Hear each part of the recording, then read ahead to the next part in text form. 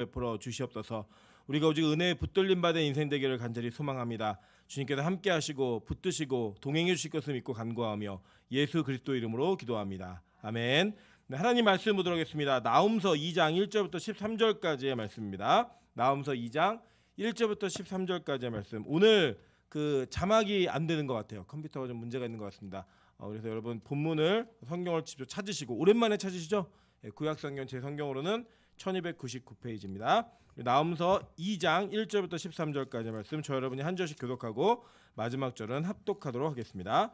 교독합니다. 파괴하는 자가 너를 치러 올라왔나니 너는 산성을 지키며 길을 파수하며 내 허리를 견고히 묶고 내 힘을 크게 굳게 할지어다. 여호와께서 야곱의 영광을 회복하시되 이스라엘의 영광 같게 하시나니 이는 약탈자들이 약탈하였고 또 그들의 포도나무 가지를 없이 하였음이라. 그의 용사들의 방패는 붉고 그의 무사들의 옷도 붉으며 그 항우를 버리는 날에 병거의 쇠가 번쩍이고 노송나무의 창이 요동하는도다. 그 병거는 미친 듯이 거리를 달리며 대로에서 이리저리 빨리 달리니 그 모양이 횃불 같고 빠르기가 번개 같도다. 그가 그의 존귀한 자들을 생각해내니 그들이 엎드려질 듯이 달려서 급히 성에 이르러 막을 것을 준비하도다. 강들의 수문이 열리고 왕궁이 소멸되며 정한 대로 왕후가 벌거벗은 몸으로 끌려가니 그 모든 시녀들이 가슴을 치며 비둘기같이 슬피 우는도다.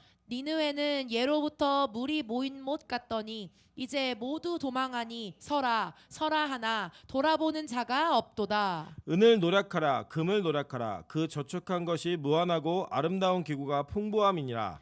니느웨가 공허하였고 황폐하였도다. 주민이 낙담하여 그 무릎이 서로 부딪히며 모든 허리가 아프게 되며 모든 낯이 빛을 잃도다. 이제 사자의 굴이 어디냐 젊은 사자가 먹을 곳이 어디냐. 전에는 수사자 암사자가 그 새끼 사자와 함께 거기서 다니되 그것들을 두렵게 할 자가 없었으며 수사자가 그 새끼를 위하여 먹이를 충분히 찢고 그의 암사자들을 위하여 움켜 사냥한 것으로 그 굴을 채웠고 찢은 것으로 그 구멍을 채웠었도다. 합독합니다.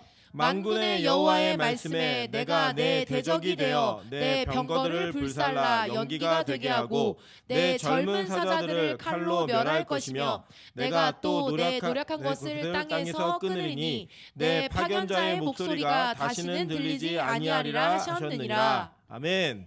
네, 우리 주변에 있는 분들에게 이렇게 한번 인사하도록 하겠습니다. 매일 만나니까 정이 드는 것 같습니다. 네, 우리가 매일 만남으로 말미암아 정이 드는 애가 있었으면 좋겠습니다. 이게 미운 정, 고운 정 다 들다 보면 그 정 때문에 끝까지 함께 할 수 있는 힘이 생깁니다. 우리 빛가소금 교회가 그러한 끝까지 갈 수 있는 정이 드는 그런 좋은 교회 될 수 있도록 같이 노력해 주시기를 주님의 이름으로 축원합니다. 네, 오늘은 나훔서 계속 공부합니다. 2장 1절부터 13절까지의 말씀을 가지고 실감나는 현장이라는 제목으로 하나님 말씀 증거하도록 하겠습니다. 오늘 아침에 제가 이게 잠을 자고 있는데 저희 아내가 저를 깨우더라고요. 깨우는데 저 일어났더니 막 우는 거예요. 왜 우냐 이렇게 물어봤더니 본인이 이렇게 되게 친하게 지냈던 친구 하나가 있는데 그 친구가 그 친구는 이제 회사 때문에 싱가포르에 가서 근무를 하고 있는 중인데 그 친구의 아버지가 갑자기 돌아가셨다는 거예요. 그 내용을 좀 이렇게 분석해 보니까 백신을 맞으셨는데 백신을 3개월 전에 부스터샷을 맞으셨는데 그 이후에 급성 백혈병 때문에 갑자기 오늘 새벽에 돌아가셨다는 거예요. 내용을 이렇게 들어봤더니 어렸을 적에 저희 아내네 가정이 좀 경제로 많이 어려웠을 때 뭐 학원비도 좀 주시고 같이 공부할 수 있게 위로도 많이 해주시고 힘을 주셨던 친구의 아버지라서 그냥 이렇게 남의 죽음 같지 않고 본인이 연결되어진 가까운 곳에 일어난 그 죽음의 현장과 이 사건의 현실이 피부로 와닿는 그런 현실이 좀 있었던 것 같아요. 그래서 이제 거기서부터 그 슬픔으로 끝난 것이 아니라 그 이후에 이제 본인 부모님에 대한 어떤 믿음에 대한 걱정들 그리고 자기가 전도를 했어야 되는데 전도하지 못했던 것에 대한 그 안타까운 문제들 알고 봤더니 그 집안이 또 불교 집안이고 또 그 친구하고는 그 불교 집안일 때 그 몰랐으니까 뭐 어렸을 때는 믿음 이런 게 없었으니까 너무 친하게 지내는 그 가까운 사이 속에서 자기가 사모가 되고 믿음의 가정으로 시집을 와서 그 친구에게 믿음이라는 것들을 한 번도 제대로 전달하지 못했다라는 그런 죄책감이 자기를 굉장히 많이 힘들게 한다라고 하면서 이게 어떤 감정인지 모르겠는데 그냥 어른이 돌아가셨기 때문에 슬픈 이런 감정을 넘어선 눈물이 자꾸 난다고 이렇게 출근하면서 계속 이렇게 울면서 가는 걸 봤습니다. 근데 제가 그 장면 속에서 뭘 봤냐면 이런 거예요. 우리는 기독교인들이 어떤 마음이 분명히 있냐면 우리가 예수를 믿으면 천국에 간다는 걸 믿습니다. 그죠? 그걸 믿기 때문에 사실 우리가 예배 드리고 목요일 날 저녁에 또 여기까지 나오신 거 아니에요? 근데 반대로 그걸 뒤집어서 얘기하면 예수 믿지 않은 모든 사람들은 다 지옥 간다는 걸 우리가 믿는 거예요. 예, 그걸 그 동일한 사실은 뭐 이거 하나 믿고 저거는 안 믿고 이렇게 할 수가 없는 거라 그냥 다 같이 패키지로 이렇게 믿을 수밖에 없는 믿음의 문제이거든요.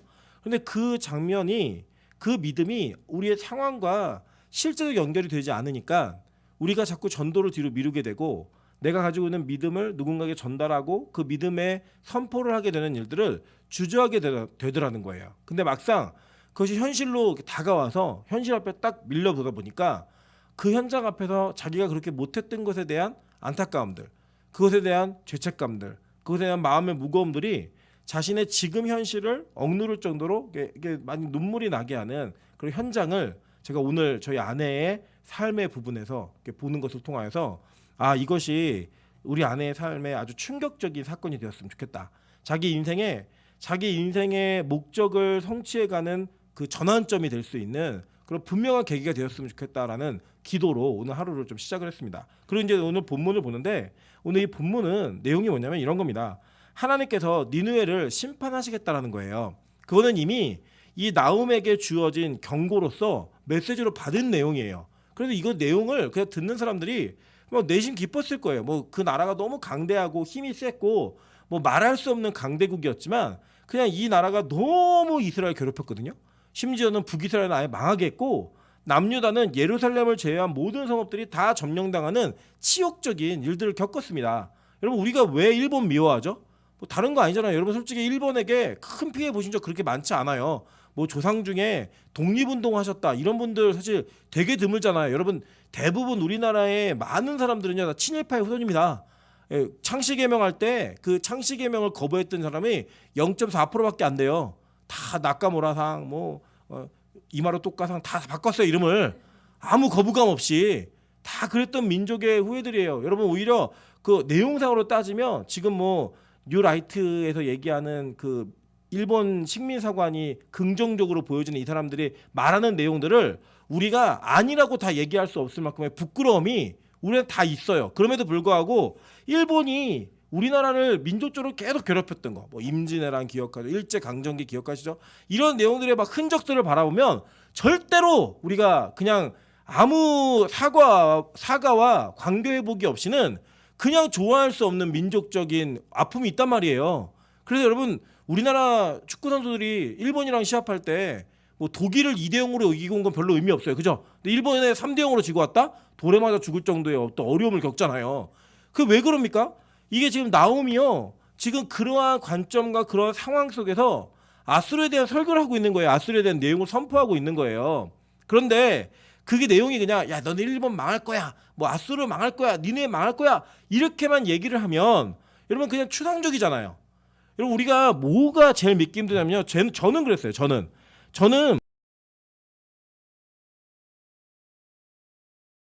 추상적으로 얘기하는 게 저에게는 실감나질 않았어요. 그게 저에게는 믿음의 단계를 넘어서는데도 굉장히 큰 문제였고요. 제가 그 30대 초반에 대학교에서 강의했을 때 저의 이제 개념 자체가 바뀌었고 저의 설교가 많이 변화되었던 요소 중에 하나가 뭐였냐면 저는 믿는데 앉아 있는 학생들은 다 믿지 않는 애들이에요. 그러니까 대부분 보면은 많아야 4%, 2% 정도의 아이가 강의를 들었어요. 왜냐 이제 학교에서 졸업을 하려면 체프를 듣든지 기독교 문화의 만남이라는 교양 과목을 이수해야지만 졸업이 가능해요. 그러니까 무조건 들어야 되는 과목이에요. 그러니까 예수 믿는 애들 다 어디 가겠어요? 체프를 가죠. 예배 드리러 가죠. 그리고 이제 광클릭이라고 아세요? 개강이 딱 열리면 막 클릭하고 들어가는 숫자가 있어요. 근데 체프는 가서 자다 나와도 되거든요. 그러니까 광클릭에서 밀린 애들이 여기 오는 거예요. 이 수업에. 그러니까 여기 온 애들은 이거 하다가 안 돼갖고 온 불만이 가득 찬 아이들.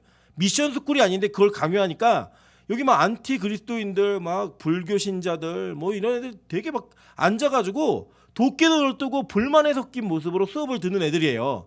걔네들과 같이 한 학기를 보내고 1년을 보내고 1년짜리 수업이었거든요. 1학기, 2학기. 1년을 보낼 때 제가 교회에서 착하고 예쁜 애들, 그냥 목사가 똥이 오줌이라도 하면 하는 이런 성도들과 함께 목회를 하던 저에게 그 현장은요, 와 진짜 처절한 전쟁터였어요. 전쟁터. 뭐 갑자기 막 수업하다가 질문이 있대요. 질문해보라면 왜 교회는 뭐 다 목사 명의로 하냐고. 예, 그런 게 질문이에요. 그냥. 예, 헌금은 누가 가져가냐, 11조를 내면은 그 배분은 어떻게 가져가는지, 이런 걸 질문을 해요. 실제로. 그러면서 교회에 대한 공격성, 기독교에 대한 안티적인 이야기를 막 할 때 제가 제대로 준비를 해가지 않으면 교회에서 나가오는 질문하고 다른 거예요. 뭐 하나님은 영화로우신데 그 하나님의 성품이 뭐예요? 이런 질문 없어요. 그런 거는 정말 고상한 질문이고요. 그 현장에서의 질문은 처절한 삶의 부딪힘, 기독교 세계관과 이 세상의 세계관이 충돌하는 전쟁터였다고요. 그때요, 제 설교가 정말 추상적인 개념에서 현실성의 개념으로 내려왔어요. 아, 술 먹는 문제가 왜 기독교가 이걸 반대하고 있는지, 낙태의 문제를 왜 반대하는지, 이런 내용들을 논리를 가지고 설득하지 않으면 안 듣는 거예요. 우리는 그냥 하나님이 하지 말랬어, 그럼 되잖아요 그냥. 근데 그게 안 되는 거예요 걔네들한테는. 그 현장 속에서 제 설교가 아주 논리적으로 구체적으로 변하게 된 계기가 바로 그 현장이었다라는 거예요. 오늘 나오미요, 하나님이 너희를 심판할 거야 라고 그 얘기를 하는데, 하나님이요 추상적인 개념으로만 얘기하시는 게 아니라 나홈의 믿음을 위해서 뭘 주셨냐면, 지금 제가 볼 때는 이 내용은 나홈이 니느웨가 멸망하는 현장을 미리 봤어요. 니느웨가 멸망하는 그 현장의 전쟁터와 같은 현실을 그대로 본 거예요. 그래 마치 종군 기자가 전쟁터에서 그 전쟁의 현실을 중계하는 내용이 바로 2장 전체 내용입니다. 그래가지고요, 어떤 태도를 갖냐면 너무 당당하고 너무 여유 있는 태도를 갖는 거예요. 그래서 여러분 1절 한번 보실게요. 뭐라고 하나? 파괴하는 자가 너를 치러 올라왔나니, 여기 너가 니느웨예요. 아수르. 파괴하는 자가 너를 치러 올라왔나니 너는 산성을 지키며 길을 파수하며 내 허리를 견고히 묶고 내 힘을 크게 굳게 할지어다, 얘기하는 거예요. 예. 자, 이게 뭐냐면 방비하라는 개념이 아니라 이거 조롱의 개념이에요. 조롱. 야, 너를 파괴하는 자가 너를 치러 왔으니까 입는 힘껏 막아봐. 할 수 있는 거 다 해서 그 심판을 막으려고 한번 노력해봐.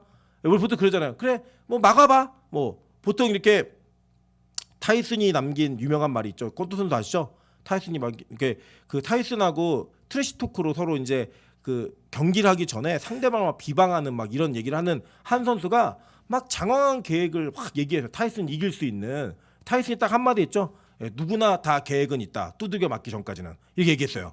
예, 그 진짜로 가서 막 두들겨 패갖고 그 전쟁, 그 시합을 끝냈던 아주 유명한 그 타이슨의 그 어록이 있습니다. 어록이. 이 똑같은 거예요. 하나님이 나홈을 통해서 뭐라고 말씀하시냐면, 너희들 할 수 있는 최선을 다해서 내가 너희를 심판하고 파괴할 수 있는 그거를 막아봐라. 되나 안 되나. 이걸 먼저 선언하시는 거예요. 그러고 난 다음에 보니까 2절에 여호와께서 야곱의 영광을 회복하시되 이스라엘의 영광 같게 하시나니 이는 약탈자들이 약탈하였고 또 그들의 포도나무 가지를 없이 하였음이라 라고 이야기해요. 자, 그러니까 이게 뭐냐면, 이 아수르라는 나라가 하나님의 계획에 의해서 북이스라엘 망하게 했어요. 하나님 허락하신 거예요. 그리고 남유다의 히스기야가 예루살렘 성 딱 하나 남겨두고 모든 걸 다 점령당할 때까지 하나님은 이 이스라엘을 유린하도록 아수르에게 권한을 주셨어요. 여러분, 그래서요, 여러분의 인생에 대적들로 인해서 여러분의 인생이 괴롭고 힘들어지고 여러분의 삶이 피폐해지는 것은 하나님의 허락 가운데 일어나는 일입니다. 그 인정하셔야 돼요. 하나님과 허락하신 거예요. 그런데 문제는 뭐냐? 우리가 보통 그러거든요. 애들이 잘못하면 아이를 때리는데 나중에는 그 때린 회초리를 아버지가 꺾어요. 속이 상해가지고. 네. 그게 뭐냐? 회초리는 아수르예요. 그리고 맞은 아이는 이스라엘인 거예요. 그럼 여러분, 하나님 앞에서 하나님이 우리에게 회초리를 들어서 인생의 회초리로 여러분 때리실 때가 있어요, 없어요? 있죠. 다 맞는 적이 되게 많으시잖아요. 그 흔적이 있는데 하나님이 때려놓고 내 아들의 상처를 보니까, 내 아들이 피해받은 그 상황을 보니까 너무 속상한 거예요. 그리고 괜한 화풀 누구한테 해요? 아수르한테 딱 해버리는 거예요. 그리고 여러분, 이 세상에 여러분의 훈련과 여러분이 하나님과의 관계성을 위해 노력하는 그 삶 가운데 하나님이 간섭하시는 대적들이 있어요. 하나님이 간섭해서 여러분의 인생에 개입하게 만드시는 뭐 그게 직장 상사가 되었든 뭐 친구가 되었든 여러분을 사기치고 도망간 사기꾼이 되었든 다 있습니다. 있는데요. 그러한 환경 가운데 하나님이 마지막에 하시는 일이 뭔지 아세요? 그 막대기를 다 꺾으시더라는 거예요. 여러분 그래서요 괜히 이 땅에서요 막 복수심 갖고 막 울분에 차갖고 살 필요 없어요. 왜냐 하나님의 마지막에 다 정리하시는 거예요. 이 아수르를 망하게 하시는데 이유가 뭐냐면 그 아수르가 약탈자들이 약탈을 했고 이스라엘의 포도나무 가지를 없이 했다라는 거예요. 완전히 근원을 말려버릴 정도, 씨를 말릴 정도의 그 약탈을 하는 것을 통해서 내가 너희를 멸망하게 하고 이스라엘의 영광을 회복시킬 거야. 이 얘기 하시는 거예요 지금. 그러면서 이제 실제로 어떤 사람들이 나오는지를 보여줍니다. 3절 한번 보세요. 자 읽겠습니다. 시작. 성경 보고 계시죠? 예. 2장 3절 시작.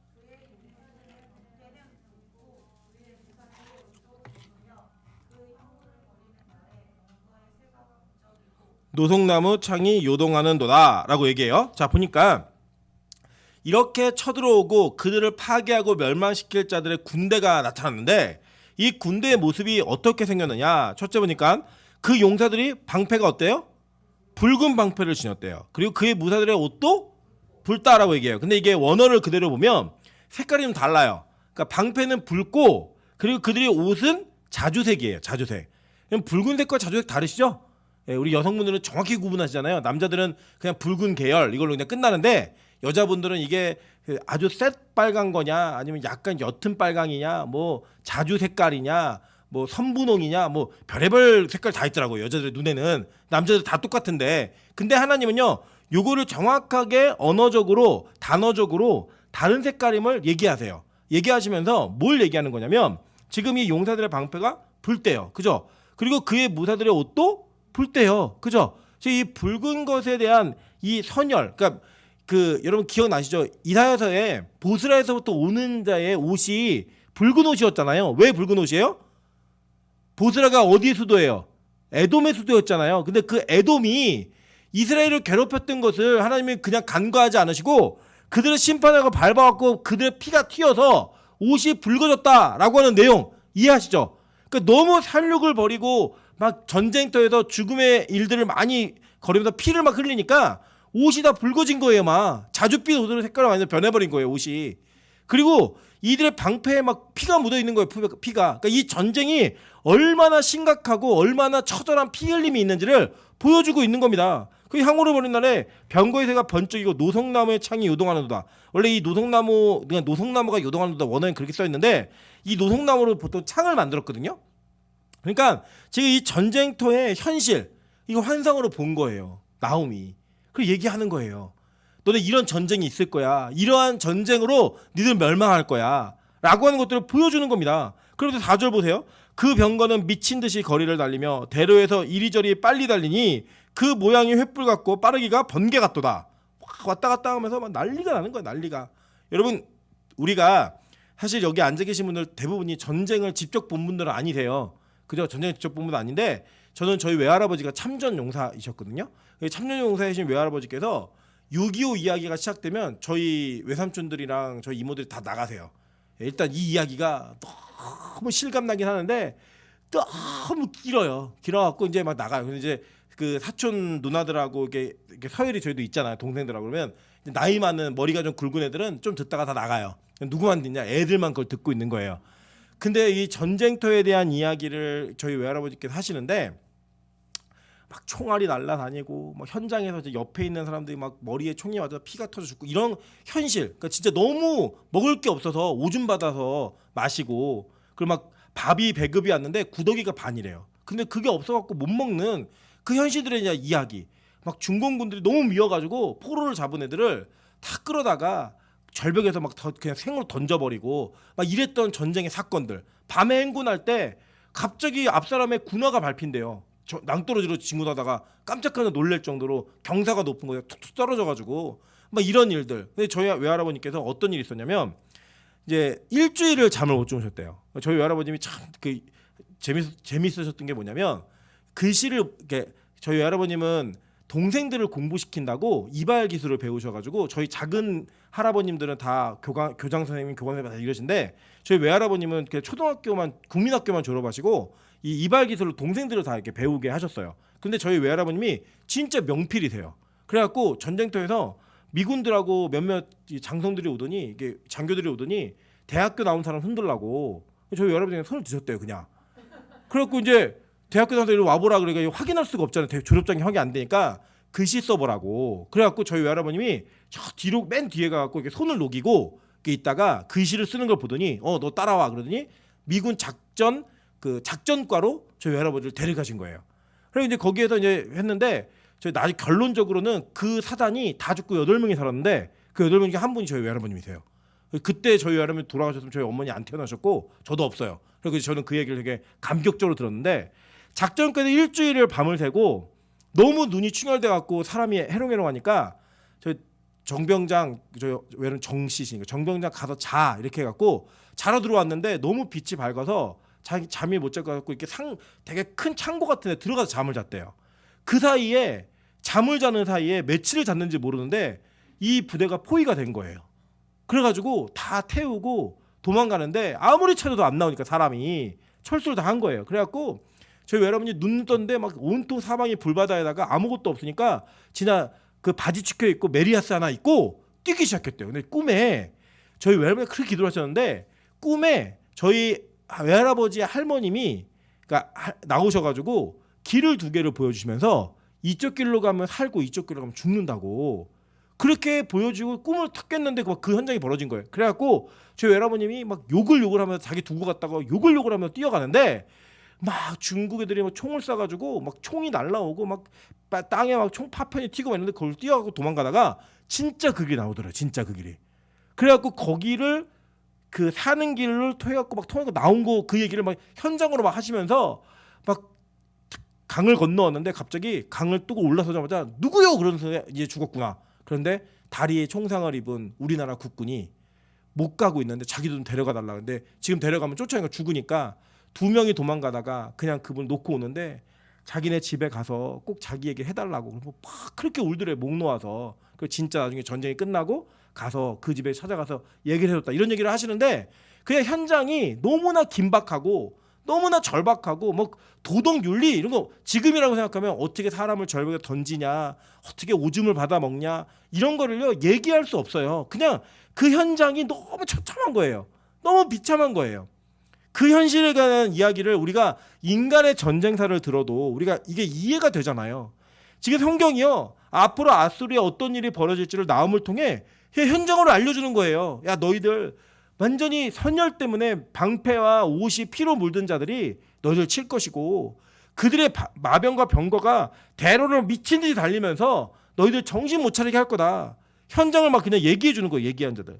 그러고 보니까 5절에 보세요. 그가 그의 존귀한 자들을 생각해내니 그들이 엎드려질 듯이 달려서 급히 성에 이르러 막을 것을 준비하더라. 그러니까 막을 거 막 준비하는 것도 보는 거예요. 그냥 얘기하는 거예요. 그랬는데 6절 보세요. 강들의 수문이 열리고 왕궁이 소멸되며 라고 얘기해요. 7절에 정한 대로 왕후가 벌거벗은 몸으로 끌려가니 그 모든 시녀들이 가슴을 치며 비둘기같이 슬피 우는도다 라고 얘기해요. 여러분 그러니까 실제로 이러한 현실들이 일어나요. 실제로 여러분 이 아수르는 누구에게 망하냐면 그 바벨론과 메데, 여러분 메데 바사 아시죠? 예, 메디아라고 하는 그 나라가 이 바벨론이라고 하는 나라하고 연합을 해가지고 이 니느웨를 털어버립니다. 완전 박살내버려요. 근데 망할 때 어떻게 망하느냐? 이 성이 이 성벽 둘레만 30km에다가 성벽에서 마차 3대가 다닐 정도의 두께가 있었다고 얘기했죠. 높이가 30m 정도 되고 그러한 성읍이 안 무너질 것 같았는데 강들의 수문이 열리고 왕궁이 소멸되며 홍수가 나가지고 진짜 문이 열려버려요. 성벽이 무너져버려요. 그래서 거기로 막 들어가가지고 그 안에 있는 모든 걸 약탈하는 장면이 막 나오는 거예요. 여기 보니까 뭐라고 얘기해요? 그 뒤에 보니까 니네는 예로부터 물이 모인 것 같더니 이제 모두 도망하니 서라 하니 돌아보는 자가 없도다. 예, 통제가 안 될 정도로 그냥 성읍이 완전 무너져 버리는 거예요. 막 도망가는 장면들 이거 막 보는 겁니다. 보세요.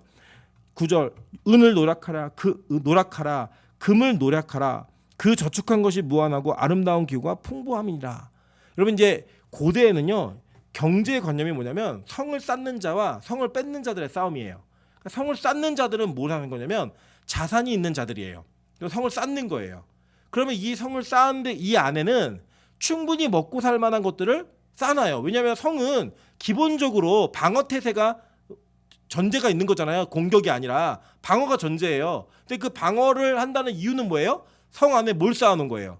자기들의 먹을 것과 양식, 견딜 수 있을 만한 모든 것들을 다 쌓아놓은 거예요. 그리고 여러분 아시다시피 뭐 바벨론 성 같은 경우는요, 성 가운데로 강이 흘러가지고 그냥 닫고 있으면 아무리 많은 군대가 쳐들어와도 그냥 문 닫고 계속 버티면 그거 다 도망가야 되는 거예요. 그냥 물러갈 수밖에 없는 그러한 게 성의 기능이었어요. 성의 기능. 그러면 뺏는 자들은 누구냐? 성을 쌓지 못한 자들이 그 성을 하나 털면 그 성을 약탈함으로써 자기들이 평생 먹을 걸 얻어냅니다. 여러분 재밌는 일화가 뭐냐면 페르시아 군대는 많은 전쟁을 통해서 군사 자기가 병사다 그러면 페르시아 군대 병사예요 그러면 우리는 지금 국군 부대 뭐 군인들 뭐 이러면 굉장히 뭐 억지로 끌려가지고 뭐 자유도 없이 그냥 어려운 사람들을 얘기하잖아요. 근데 그때 당시에 군인들은요 다 부자예요. 다 부자예요. 왜냐? 이게 전례가 뭐냐면 일단 성을 점령을 하면 무조건 일주일 동안은 약탈하게 해줘요. 그래야지 이 성 하나를 정복할 때 6개월, 뭐 길게는 3년, 이렇게 사마리아 성이 3년 항전했거든요. 그런 3년 동안에 고생을 한 거예요. 근데 그 성문이 열리면 들어가서 그걸 다 장군이 가지면 병사들이 열받겠어요, 안 받겠어요? 열받으니까 이 여론을 이끌고 사람들의 민심을 얻기 위해서 무조건 일주일 동안 약탈이에요.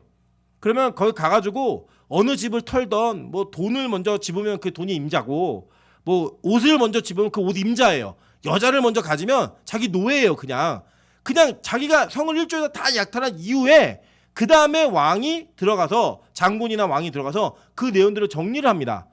그 정도로 모아놓은 자들과 모으지 못한 자들의 싸움이에요. 뺏고 뺏기는 싸움. 얼마나 처절한 싸움이에요 이게. 이 처절한 싸움의 현장에 이 니느웨가 모아놓은 게 얼마나 컸겠어요. 이 아수르란 나라는 430년 동안 아시아의 패권 국가였어요.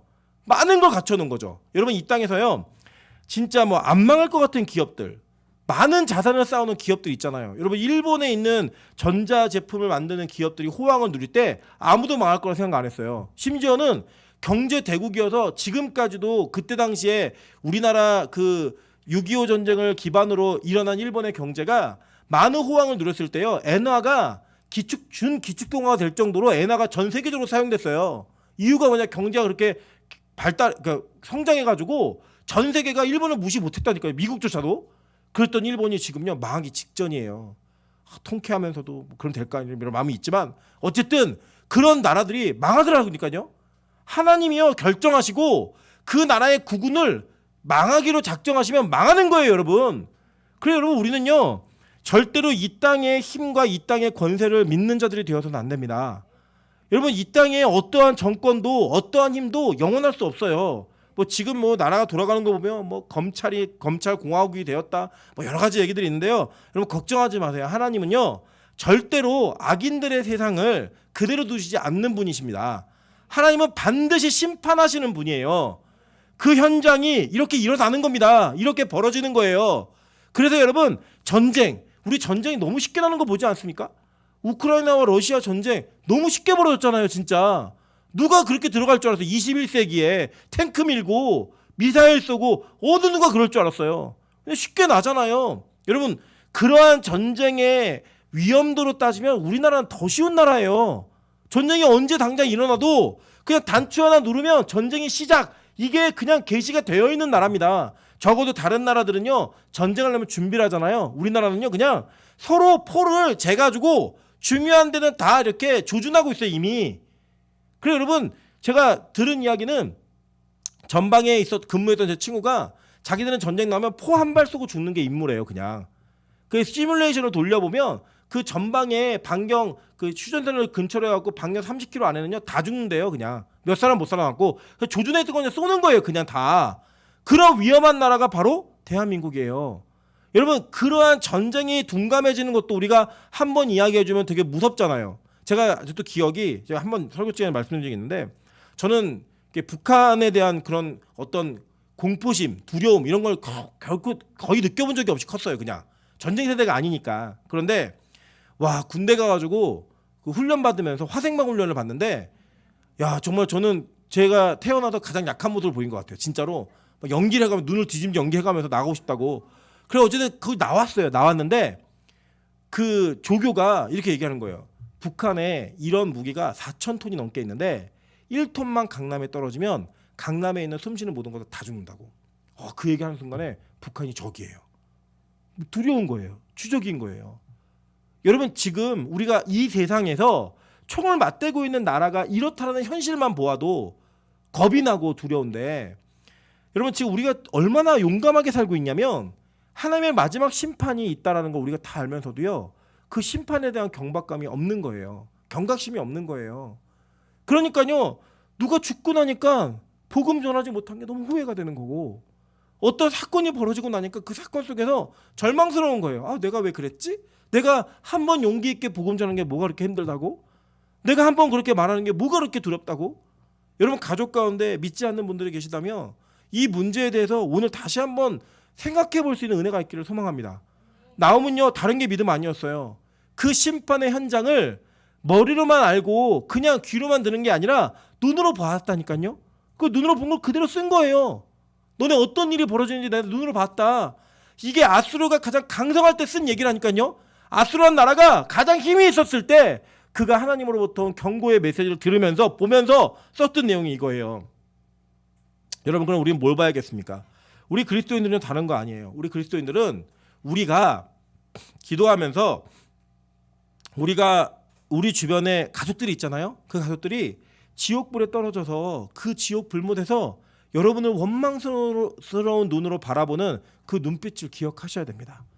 그걸 상상하셔야 돼요. 내 주변에 있는 친구들이 내가 관계를 맺고 있지만 아직 복음을 믿지 않는 자들이 그 지옥의 불못에서 정말 괴로운 모습으로 정말 어찌할 줄 모르는 그 견딜 바 모르는 그 모습으로 여러분을 바라보면서 왜 전도하지 않았어? 왜 나에게 복음 한번 이야기하지 않았니? 왜 이런 세계가 있다라고 한 번도 나에게 말해주지 않았니? 라고 하는 그 장면을 여러분 반드시 상상하셔야 됩니다. 거기에 여러분의 아버지가 계시고 거기에 여러분의 어머니가 계시고 거기에 여러분의 자녀들이 있고 거기에 여러분의 친척과 가족들과 친구들이 있는 거예요. 그거 어떻게 견디실 거예요?